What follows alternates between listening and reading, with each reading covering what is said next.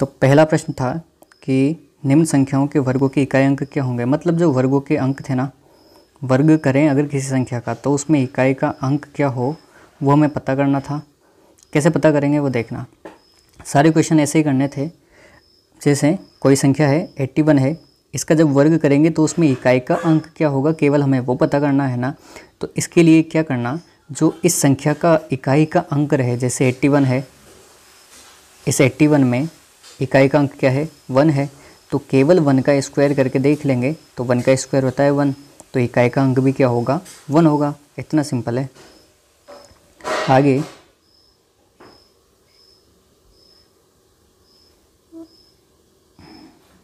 देखते हैं आगे क्या होगा। जैसे कोई भी संख्या है 272, इसमें इकाई का अंक क्या है, 2 है, तो इकाई के अंक 2 का भी जब वर्ग करेंगे तो 2 का वर्ग कितना हो जाएगा, 4 हो जाएगा, तो उसका इकाई का अंक क्या आएगा, 4 आएगा। मतलब अगर किसी संख्या का इकाई का अंक हमें ज्ञात करना है ना, तो उस संख्या के इकाई का अंक हम का वर्ग कर देंगे। जैसे अगली संख्या है 5297, इसमें जब इकाई का अंक पता करना है तो केवल हम इकाई के अंक का वर्ग करके देख लेंगे। मतलब 7 का स्क्वायर, और 7 का स्क्वायर होता है 49, इसमें भी इकाई का अंक क्या है, 9, मतलब इस संख्या के वर्ग का इकाई का अंक क्या रहेगा, वो रहेगा 9 रहेगा। ये हो गया पहला क्वेश्चन। जितने भी क्वेश्चन हैं बिल्कुल ऐसे होंगे और इतना सा करना है केवल, जिसमें आपके पूरे में से पूरे नंबर मिल जाएंगे। अगला क्वेश्चन देखते हैं। इन संख्याएं दे रखी थी, इन संख्याओं के वर्ग हमें ज्ञात करने हैं। ठीक है, पहली संख्या थी 15। 15 का वर्ग कैसे ज्ञात करेंगे देखना। 15 का वर्ग ज्ञात करने के लिए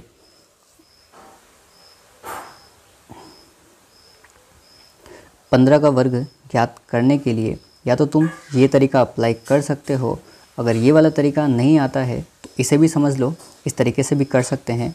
कैसे हो रहा है, ये इसका एक सूत्र है। जो इकाई का अंक 5 होता है उसके लिए एक तरीके से ये सूत्र कहा जा सकता है।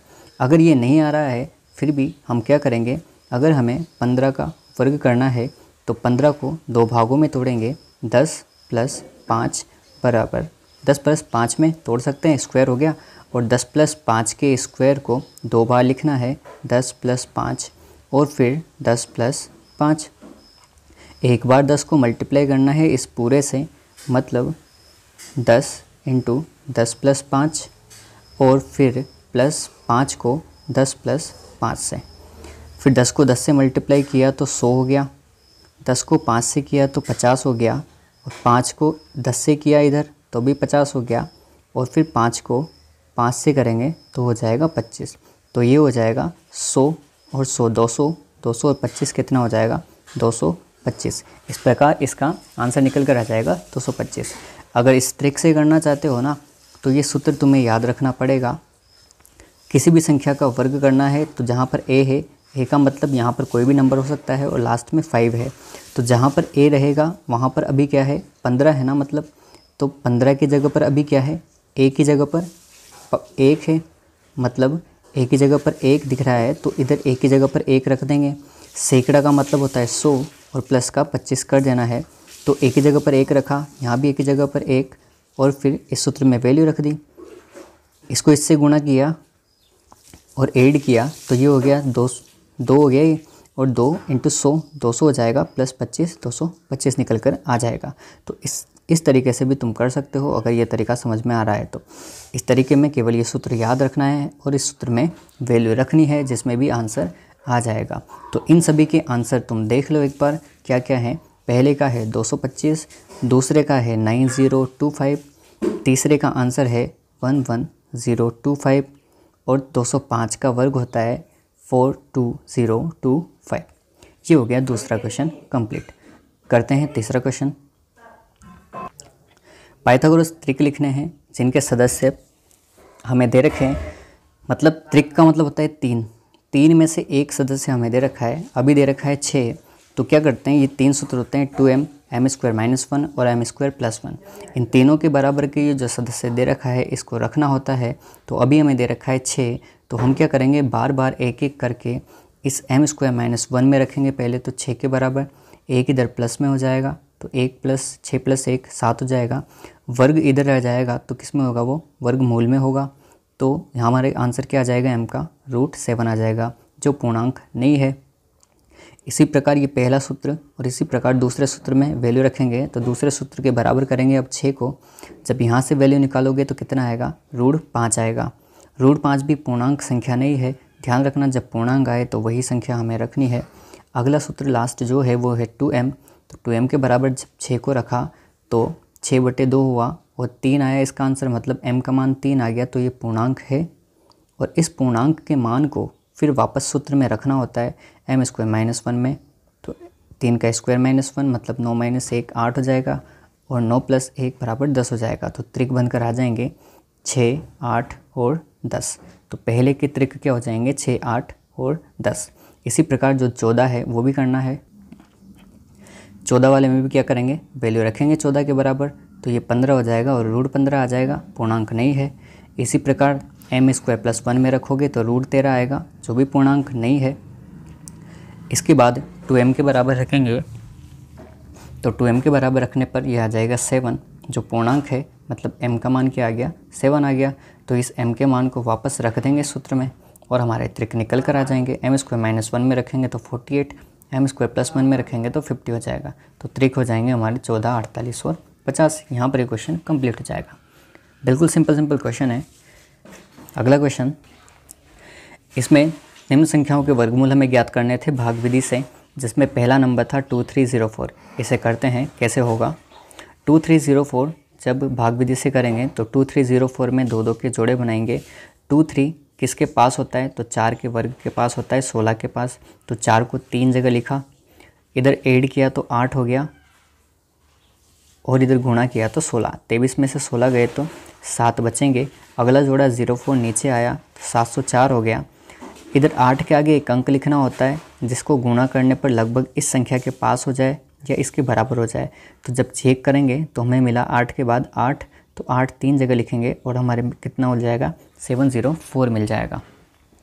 तो इस प्रकार 2304 का वर्गमूल कितना निकल कर आएगा, 48 निकल कर आएगा।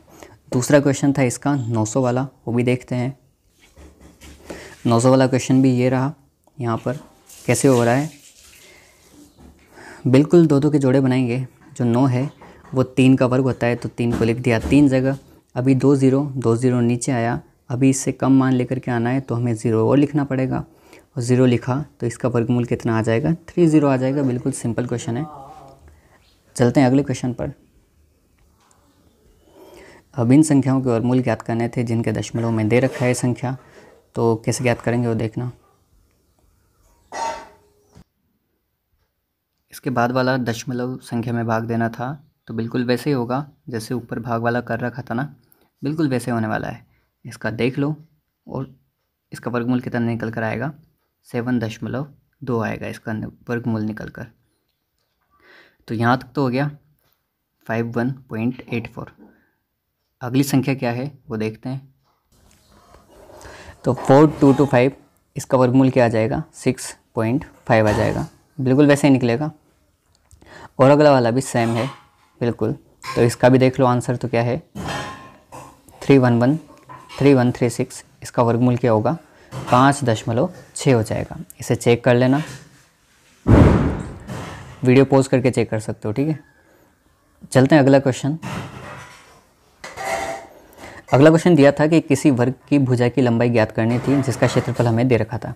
मतलब वर्ग का क्षेत्रफल हमें पता है क्या होता है, भुजा स्क्वायर होता है, और वर्ग का क्षेत्रफल हमें दे रखा है 441। साइड में लिख देंगे कि क्षेत्रफल दे रखा है 441।